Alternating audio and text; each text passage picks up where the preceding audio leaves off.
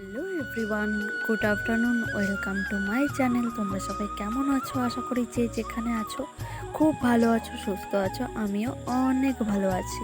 তো আজকের ব্লগটা শুরু করার আগে বড়দের প্রণাম এবং ছোটদের অনেকটা ভালোবাসা জানিয়ে আজকে ব্লগটা স্টার্ট করছি। তো দেখো, যেদিন এই ব্লগটা তোমাদের সাথে শেয়ার করছি সেদিন কী বার ছিল সঠিক মনে নেই, কিন্তু আলিপুরে গিয়ে ব্লগটা শুরু করেছি। তো দেখো, এত পরিমাণ গরম পড়েছে কি বলবো। আর আমি যেদিনই আলিপুর যাচ্ছি সেদিনই তো আখের রস খাচ্ছি। তোমরা জানোই, এর আগের ভিডিও তো তোমাদেরকে শেয়ার করেছি। তো দেখো, আমি আর বোন গিয়েছিলাম একটা দরকারে। তো কি দরকারে গিয়েছিলাম আর কেনই বা গিয়েছিলাম তোমাদের সাথে অবশ্যই শেয়ার করব।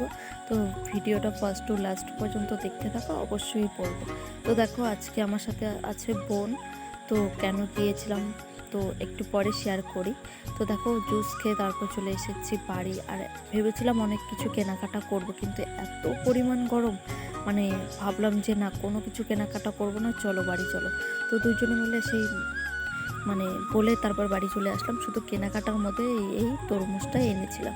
তো আমাদের বাড়িতে গরমের মধ্যে সবাই তরমুজ খেতে বেশ ভালোই খায়, সবাই ভালোই বাসে। তো তাই ভাবলাম যে না, একটা তরমুজ নিয়ে আসি। তো এত গরমের মধ্যে তরমুজেরও মনে হচ্ছে যে দাম বেড়ে গেছে।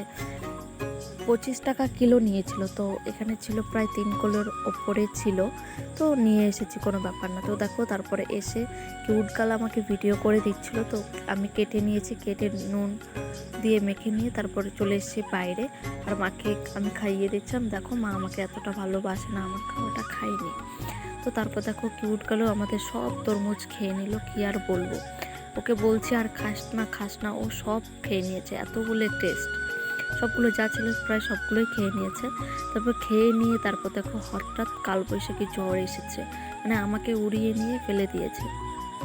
এত পরিমাণ বাতাস, তোমরা হয়তো ভিডিওতে একটু বোঝা যাচ্ছে, কিন্তু প্রচুর পরিমাণে ওদের ঝড় এসেছিলো। আর এখনের দিন তো বুঝতেই পারছো, সকালে ভালো, রাত্রে ঝড়, এরকম আর কি, বিকেলে ঝড়।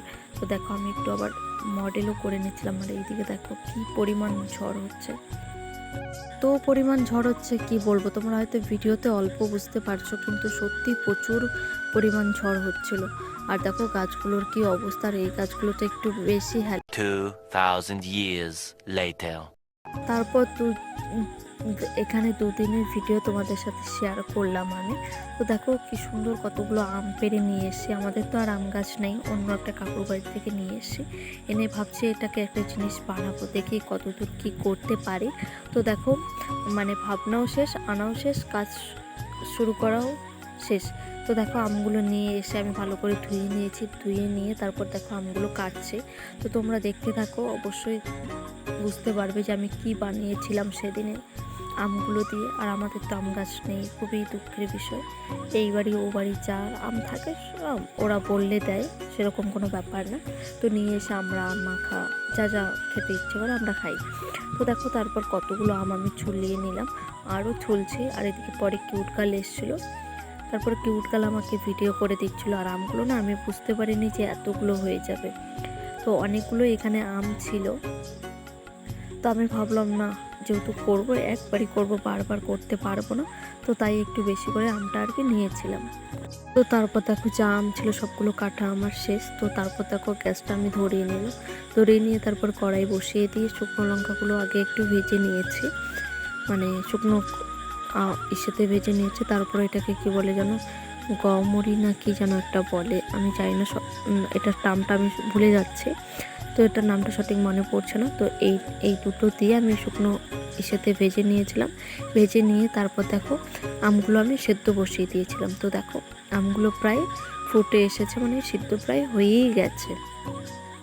তো এই আমগুলো দিয়ে কি বানাবো, তোমরা যদি কেউ এখনও পর্যন্ত জেনে থাকো তো কমেন্ট করে জানিও। তো তারপর দেখো, আমি ওই আমগুলো নেমে ভালো করে ছেঁকে নিয়ে তারপর ওই শুকনো লঙ্কা আর ওই যে গমরি নাকি ওটা বেটে নিয়েছিলাম আধা বাটা করে। তো ওটাই আমি দেখো দিয়ে নাড়াচাড়া করে নিয়ে তারপর একটু ফুটিয়ে নিলাম, না হলে কেমন, তাই না?